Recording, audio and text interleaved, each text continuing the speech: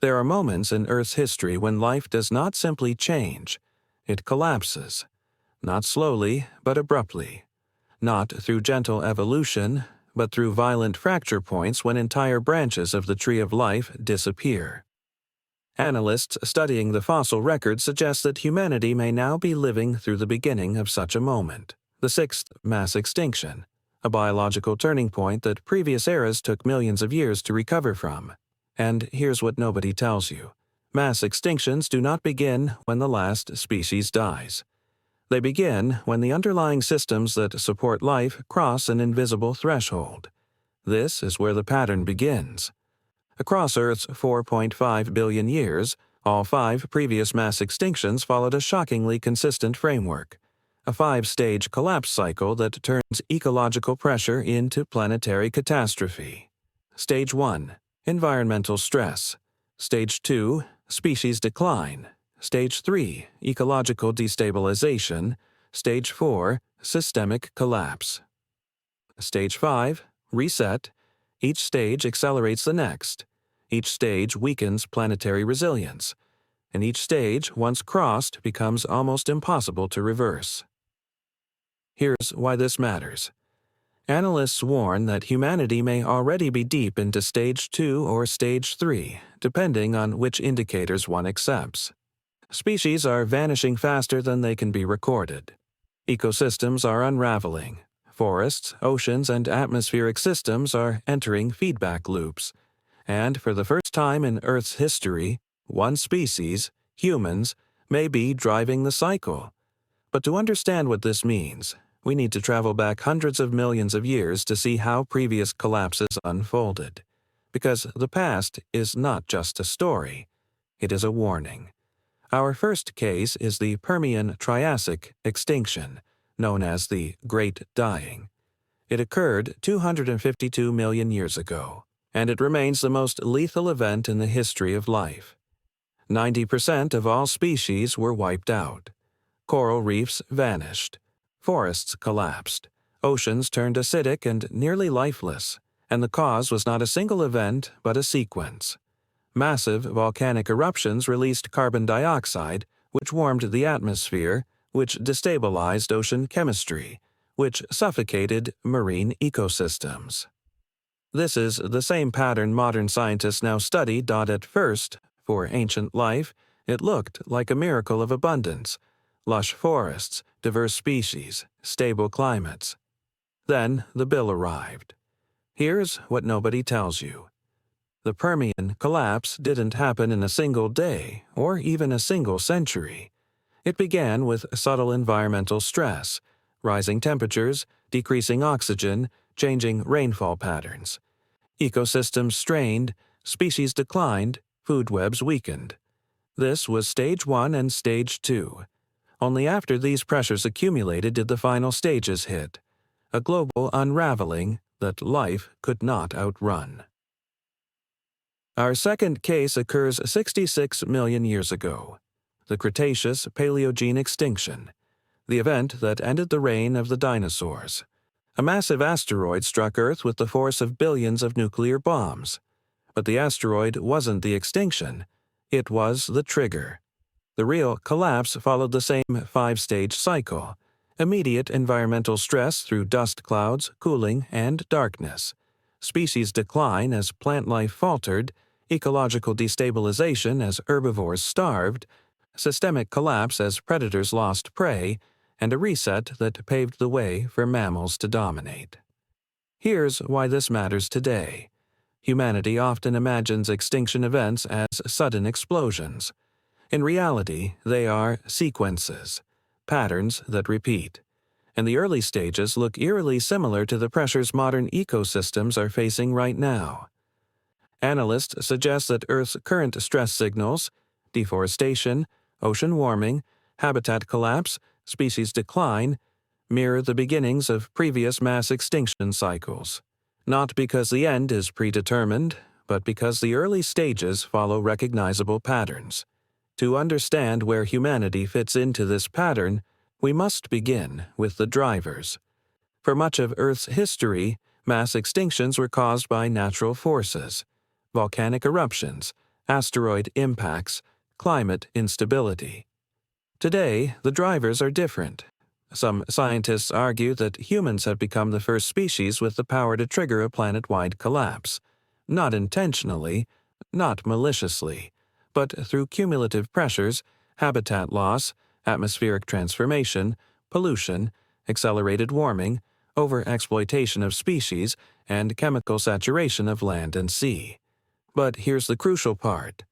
The extinction does not begin when animals disappear. It begins when ecosystems lose their ability to recover. Let me show you exactly how. Species rely on balance. Predators, prey, pollinators, plants, soil microorganisms, nutrient cycles, atmospheric rhythms. Break one link and the system compensates. Break several and the system destabilizes. Break many and the system collapses. This is the essence of Stage 3, ecological destabilization. And analysts warn that signs of destabilization are now appearing across multiple ecosystems simultaneously. Consider the oceans.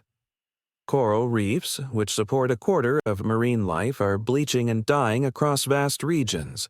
Ocean heat waves are becoming more frequent. Fish populations are shifting. Oxygen zones are shrinking. This is not isolated change. This is the beginning of a systemic pattern. Consider terrestrial ecosystems. Tropical forests, once carbon sinks, are weakening. Species are disappearing before they can be documented. Pollinator decline threatens agriculture. Large mammals are losing habitat. Rivers are drying earlier each year. These signals are not random. They are structural. What makes the modern moment unprecedented is speed. Previous extinction cycles unfolded over hundreds of thousands of years. Some of today's shifts are happening within decades. According to some biologists, species may now be disappearing 100 to 1,000 times faster than the natural background rate, if their projections hold. At first, this acceleration doesn't feel like collapse. People continue their routines. Economies grow. Cities expand. But collapse always begins invisibly. It begins when the systems that support life begin to fray. Everyone thought the danger was a single disappearing species. It wasn't. The danger was the weakening of the entire network. This is where Stage 4, systemic collapse, starts to loom. In previous mass extinctions, Stage 4 was marked by cascading failures. Forests dying, oceans acidifying, atmospheric chemistry shifting. Once systems crossed a threshold, collapse accelerated. And after collapse came Stage 5, the reset. Life would regenerate, but not in the same form. Entire lineages vanished forever. Here's why this matters. If humanity is entering a similar cycle, the driving force is not a single catastrophic event, but millions of small decisions and pressures accumulating into something irreversible. But the question that frames the rest of this documentary is this. If Earth has entered the 6th mass extinction, where exactly are we in the 5-stage cycle? Because extinction is not measured by how many species are gone. It is measured by how many systems can no longer heal. In the next section, we will follow the pattern deeper, through the final stages of past extinctions, through the megafauna collapses triggered by early humans, and through the modern signals suggesting which scenarios might unfold within this century. What comes next may determine the shape of life on Earth for millions of years, and the pattern is just beginning to reveal its direction. To understand where humanity stands in the extinction cycle, we return to the moment after the dinosaurs disappeared, because what happened next reveals something profound about how life reorganizes after collapse. The Cretaceous-Paleogene extinction did not simply erase the dominant species of its time. It reshaped the entire architecture of Earth's ecosystems. In the span of a geological blink, forests altered their composition. Mammals surged into open niches, and new evolutionary paths emerged. This wasn't recovery. This was reconfiguration. Life did not return to how it was. It became something entirely different. Here's what nobody tells you. In every mass extinction, survival is not about strength, it's about adaptability. The species that endure are not the biggest or the fastest. They are the ones that can navigate chaos. If humanity is driving the sixth extinction, the question is not whether the planet will survive. It will. The question is whether the systems that support human civilization will survive alongside it. To trace the next stage of the pattern, we look at the late Quaternary megafauna extinction, a collapse that unfolded between 50,000 and 12,000 years ago. It was not caused by asteroids or volcanic eruptions. Many scientists argue it was driven largely by humans, our ancestors. As humans spread across continents, large mammals disappeared. Mammoths in North America, giant kangaroos in Australia, giant sloths in South America, woolly rhinoceroses in Eurasia. The pattern is clear. First, humans entered an environment. Then, species declined. Then, ecosystems destabilized. And in some regions, the disappearance of keystone herbivores changed entire landscapes for thousands of years. This is where the pattern begins to overlap with modern times. Some analysts suggest that the megafauna collapse was a small-scale preview of what human expansion can do, not maliciously, not intentionally, but structurally. Humanity overwrote ecological systems with its own needs. Now, scale that tendency from millions of people to billions. Scale it from hunting to industrial agriculture. Scale it from local deforestation to global atmospheric change. Scale it from isolated pollution to a planetary chemical footprint. What was once a regional pattern has become global. Here's the mechanism. Human activity now interacts with every part of Earth's life support system. Forests absorb carbon until they are cut.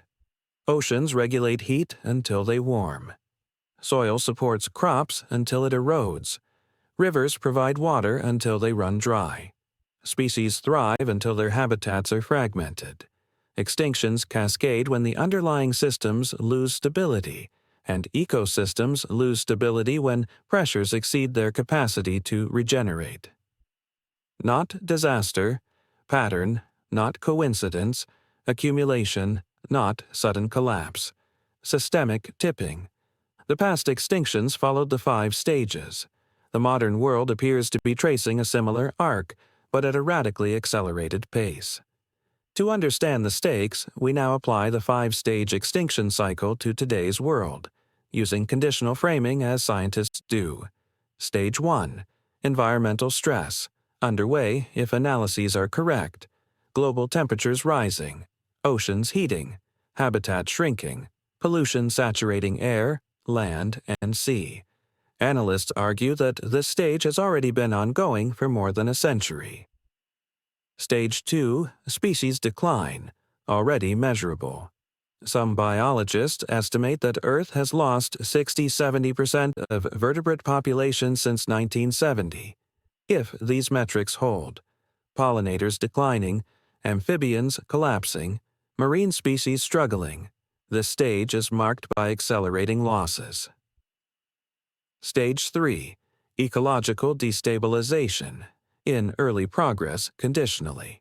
This stage does not look like chaos at first. It looks like subtle shifts. Forests burning in new patterns. Algae blooms spreading, food chains thinning, coral reefs bleaching. The systems still function, but less reliably. Stage 4. Systemic collapse. Future scenario. If destabilization outpaces regeneration, ecosystems begin cascading, agricultural regions fail, oceans become less productive, species disappear faster than they can be replaced. Economies built on stable natural resources encounter volatility. This stage is not guaranteed, but analysts warn it becomes more likely if trends continue. Here, Stage 5. Reset. Post-collapse future. This is the phase humans may not want to witness. It's when the biosphere reorganizes without us at the center. Just as mammals rose after dinosaurs, new species could evolve after modern collapses. Life rebounds, but in unfamiliar forms. Civilizations dependent on stable climates, predictable seasons, and fertile ecosystems may not endure these transitions. And here's the trap. Every extinction cycle contains a point of no return, a moment when the collapse becomes self-perpetuating. But that point is never obvious while living through it. People carry on, markets grow, cities expand, life feels stable, until it suddenly isn't. At first, it looks like stress. Then the bill arrives. Historical records show that Earth's previous extinctions did not appear catastrophic in their earliest stages. They began as mild disruptions, warmer oceans, disrupted food webs, changing rainfall patterns. Only later did the fractures reveal themselves. If today's world is in the early to middle stages, the shifts may feel manageable. But the danger isn't what people see, it's what they ignore. Consider the Amazon rainforest. Analysts warn it may be approaching a tipping point where it shifts from rainforest to savanna. Such a change would release massive carbon stores, altering global climate patterns. But here's what nobody tells you. In previous extinction events, similar large-scale biome transitions were not symptoms. They were catalysts. Consider coral reefs. Once they collapse, entire marine ecosystems lose their foundation. Fisheries decline. Oceans absorb less heat. Food security falters. No previous extinction spared the oceans. None. Consider pollinators. Their decline threatens the global food system. But the danger isn't losing honey. It's losing the reliability of harvests, which civilizations depend upon. Extinctions are not just biological, they become economic and geopolitical. And consider atmosphere-biosphere feedback loops. Warming melts permafrost, releasing methane. Methane accelerates warming. Warming fuels wildfires. Wildfires reduce carbon sinks. Reduced sinks accelerate warming further. These loops mirror mechanisms documented in ancient extinction cycles. Let me show you exactly how these loops become irreversible. Stress weakens ecosystems. Weak ecosystems absorb less shock. Reduced shock absorption accelerates destabilization. Destabilization accelerates species loss. Species loss accelerates collapse. Then the pattern closes, a collapse feedback. But here's why this matters. Unlike the species of the past, humanity has the ability to alter the trajectory. Technology, global coordination, and ecological interventions create modern escape routes that ancient ecosystems never had. Analysts outline 3 future scenarios. Scenario 1. A soft landing, conditional. In this pathway, humanity stabilizes ecosystems through conservation, emissions reduction, reforestation, and technological innovation. Biodiversity loss slows. Ecosystems regain resilience. The extinction remains significant but not catastrophic. Scenario 2. Partial reset, moderate collapse. Systems weaken. Food chains break in some regions. Agriculture shifts dramatically. Some species survive, others vanish. Humanity adapts but experiences major upheaval. Civilization reorganizes under new constraints. Scenario 3. Hard break, full extinction cycle. This scenario mirrors the Permian or Cretaceous level events. Major ecosystem collapse. Oceans and forests fail to support modern civilization. Human populations shrink dramatically. The planet resets over millions of years. Here's what nobody tells you. Humanity is not guaranteed a place in the post-reset world. Life will continue. Evolution will restart. But the architecture of the biosphere may no longer include us. And yet, the window to influence the outcome still exists. Extinction cycles move slowly at first, then all at once. If today's pressures are early-stage signals, the timeline is not measured in days or decades. It spans generations. That means the actions taken now may determine whether Earth remains habitable for human societies or transforms into something unrecognizable. This is why the sixth mass extinction matters more than any political or economic cycle. Civilizations rise and fall within centuries. Mass extinctions rewrite the planet for millions of years. The question for humanity is simple. Are we at the beginning of a collapse or the beginning of a correction? Because once ecosystems cross the tipping point into stage 4, no amount of technology or economic wealth can pull them back. Nature becomes the dominant force again, and the planet is already whispering warnings. Heat waves in the oceans, forests turning from carbon sinks to carbon sources, species slipping away before they are cataloged. These are not isolated events. They are signals that the pattern is unfolding. If humans triggered this extinction cycle, humans still have the chance to interrupt it. But the clock is not waiting. The next few decades may determine the next few million years.